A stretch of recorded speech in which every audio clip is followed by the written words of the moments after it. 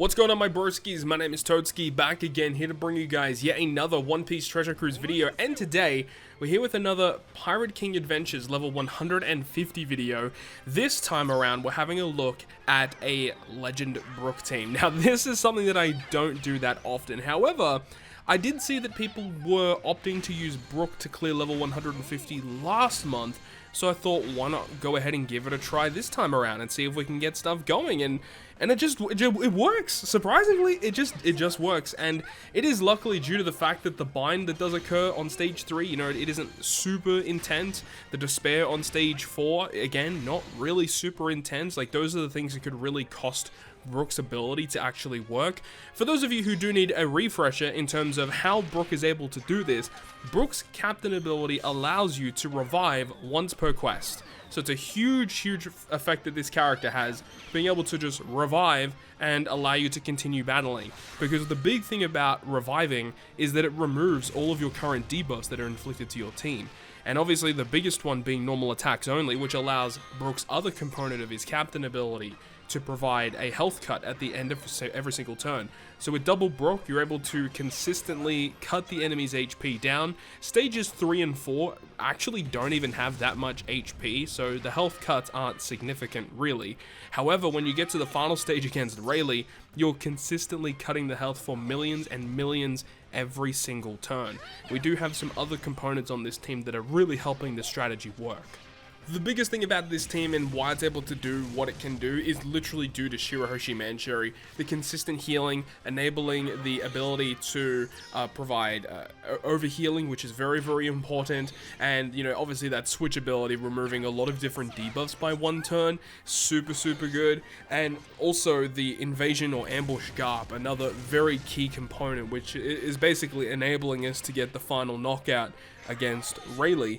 Now, there are probably characters you can just switch and change, you know, you don't have to specifically use this Zora. I really like him though, because he does enable us to get special reverse, he resists special reverse, he gives at least one cooldown to the crew, which is nice, he is a health cutter. All these very useful components that you can use on the final stage is very key to ensure that, you know, you make sure that Brook is ready, because, you know, normally in this quest you'd use a friend captain, Nico, Robin, and Koala, and they have the captain ability of resisting special reverse. Obviously you don't have that in this team component, so you do have to be very careful in terms of the way that you use this team, in terms of the characters that you bring, which is why we have specifically Zora resisting special reverse to give us cooldown on that final stage, enabling us to get closer to using our specials, because we need to make sure that we can tank enough hits. And then obviously when you use the special of Brook, because normal attacks only isn't present, you can still provide another health cut, which is super useful too. Another thing here that you're seeing on the Sentomaro stage is we are inflicted with a lot of despair, so realistically you could potentially fit a character on your team with the despair support so that the amount of despair is reduced, ultimately allowing you to get access to Brook's captain ability faster, ultimately giving you more health cuts faster, clearing it faster. So yeah, there are ways to optimize this team, but this is more of just a proof of concept that, hey, Legend Brook is able to clear it. Yes, you could probably make it more optimal, make it slightly faster. Not really too sure if you could really find space to put point boosting characters or you know, additional drop characters, but you know, at least this does give you an opportunity to actually beat up this piece of content. And the cool thing is that this is going to work against every single level ever. So you could just start using Brook now from like level 80 all the way up to level 150. It's gonna work, you're gonna be able to kill it.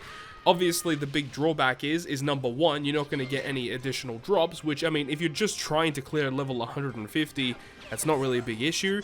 But I guess, you know, in those earlier levels, if you're still, you know, trying to struggle, you know, trying to use as many point boosters as you can in those earlier levels, definitely what you want to do. As I said in previous videos, you shouldn't be aiming to beat level 150 until you've collected all of your turtles for the Chopper Man mission rewards. Make sure to get that done, because the amount of rewards you get out of it is definitely well worth it. You get upwards of, I think, close to 50 gems. You get, you know, obviously legend tickets, you get additional rewards like cotton candy, you get a limit break expansion key, definitely stuff that is worthwhile that you should be trying to collect every single month. But of course, once you have all those rewards, aiming for 150 to get the clear rewards there, obviously something you should look into as well. Unfortunately, of course, when you actually reach level 150, you do not get the opportunity to go down in levels, I don't think. I haven't actually tested reaching 150 and then testing a run, you know, clicking level 148 or 147, and whether it saves that and then you have to go backwards. I'm not too sure if that's even possible. Honestly, one thing I would like is that after you reach a certain level, like hypothetically, if I've reached level 100, I want to be able to say like, hey, I want to go back to level 80 or I want to go back to level 60. I think that would be a really nice functionality. You know, so long as you've beaten a certain level, you should be allowed to go down. But I feel like if you choose to go down, you have to grind all the way back up again if you hypothetically wanted to do that.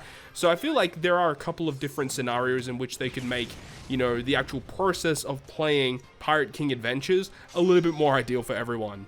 So then eventually we're going to get to the final stage here, and we're going to be able to do some really good damage versus Rayleigh, of course. You do see on this stage versus Sentomaru, we're actually able to get the knockout here. We actually do pretty decent damage after the Brook special. Obviously, Brook provides a health cut, chain boost, matching slots, healing effects, and all of that. So healing's very important with Brook. You want to be as high HP as you possibly can, especially on turns that you're actually aiming to do a bit of damage to the opponent, as Brook's captain ability does get buffed when you do have full HP. That also counts being overhealed as well. But with all that being said, guys, that is going to wrap it up from me. Thank you so much for watching the video. If you guys enjoyed it, make sure to go ahead and leave a like.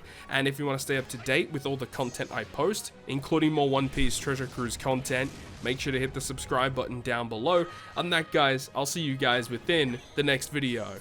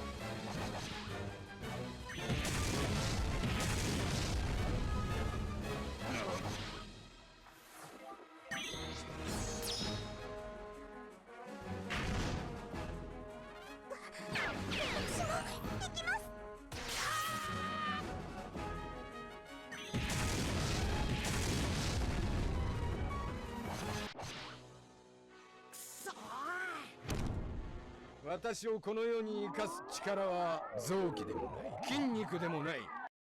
そう